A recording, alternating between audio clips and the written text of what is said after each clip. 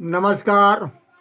आज़ाद हमारे 108 YouTube channel के माध्यम से मैं अपने परम प्रिय विद्यार्थी मित्र छोटू, प्रिंस, मनीष, उमेश एवं अन्य समस्त प्रिय विद्यार्थी मित्रों की ओर से विद्यार्थी गीजन मंडल सुनाथा झिंझक कानपुर देहात में आप सभी का हार्दिक स्वागत, अभिनंदन, वंदन करता हुआ मैं कवि विद्यार्थी हमारा आज़ाद आपके समक्ष भगवान कृष्ण ने योग की बात कही।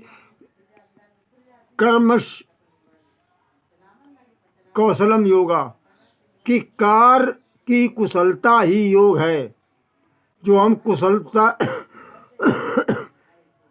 पूर्वक उस कार्य को कर लें। योग का मतलब होता है जोड़, हमें जोड़ना पड़ता है।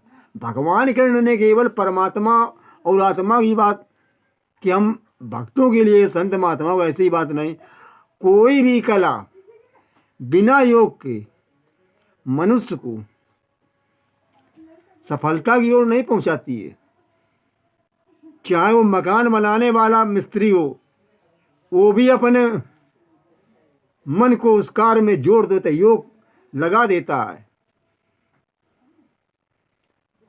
हम भगवान कृष्ण ने कहा कि हम जो कार्य करें उसी में अपना ध्यान केंद्रित कर दें, मन को उसी में लगा दें। जैसे मैं कविता लिखता हूँ तो हम अपने मन को बिल्कुल उस कविता की जो हमें लिखना उसके विषय में अपना ध्यान केंद्रित करके मन को उसी दुनिया को भुला देते हैं। जब हम किसी से योग करेंगे, लगाव करेंगे, जो कहा गोपिकाओं ने, ऊधो मन नाही 10-20, एक हतो तो गो। जब एक हमारा था, अब हम एक दूसरा कहाँ लगा दें। तो यही योग होता है कि हम कविता के समय दुनिया को भुला देते हैं। इसी प्रकार संत महात्मा को भगवान के योग के लिए, आत्मा को परमात्मा मिलाने के लिए इस संसार को छोड़ना पड़ता है। हमें संसार को छोड़ना पड़ता, लिखते हैं। कोई भी कला हो, चाहे कपड़े की सिलाई हो, चाहे गाड़ी की चालक हो, पायलट हो, कोई भी हो, उसमें हमें योग, भगवान कृष्ण गीता में यही कह रहे हैं कि कर्म की कुशलता ही योग है। किसी महात्माओं के लिए नहीं कहा है कि जो कार्य करो अपना मन उसी में लगाओ। कि मन कहीं और है, काम कुछ और कर रहे, कार्य बिगड़ जाएगा, सब कभी सफल नहीं हो पाओगे। इसीलिए कहा कर्मणे वाधिकार अस्ते मां फलेषु कदाचन, कि कार्य करने का तेरा अधिकार है अर्जुन, फलों में तेरा नहीं। लेकिन माँ कर हेतु फल भूल माँ, अब कर्मों का फल के हेतु मत बन। और ऐसा भी ना हो कि कर्मे संगस्त, तो कि कर्मों में, काम में तेरा लगाव भी ना हो। तुम कार्य कर रहे हो उसमें मेरा लगाव, कार्य करते रहे।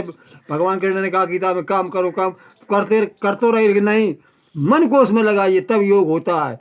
और भगवान कृष्ण ने ये भी कहा कि ना ज़्यादा सोने वालों का योग सफल होता है, और ना कम सोने वालों का, और ना ज़्यादा खाने वालों का सफल योग होता है, और ना कम खाने वाले, सोने वालों, ना ज़्यादा जागे, ना ज़्यादा सोए, ना ज़्यादा खाए, ना कम सोए। तो मध्यस्थ मार्ग, मध्यम मार्ग को, जो भगवान बुद्ध ने, विवेकानंद, सबने यही कहा मध्यम मार्ग को अपनाओ। अति सर्वत्र बढ़ जाते, अति हमें आगे नहीं बढ़ने देती है। इसलिए हम भगवान के हमें सब कुछ कर्म को के लिए कर्म प्रधान विश्व रच रखा, कि कर्म से ही विश्व की रचना हुई। जो प्रधान मुख्य कर्म हमारे जीवन में, उसी के लिए भगवान कृष्ण ने गीता में कहा कर्मण्येवाधिकारस्ते, कर्म करने में तेरा अधिकार है। और ऐसा भी नहीं उस कर्म में तेरा मन भी ना लगे, उससे प्यार होना चाहिए, आसक्ति होनी चाहिए उस कर्म में।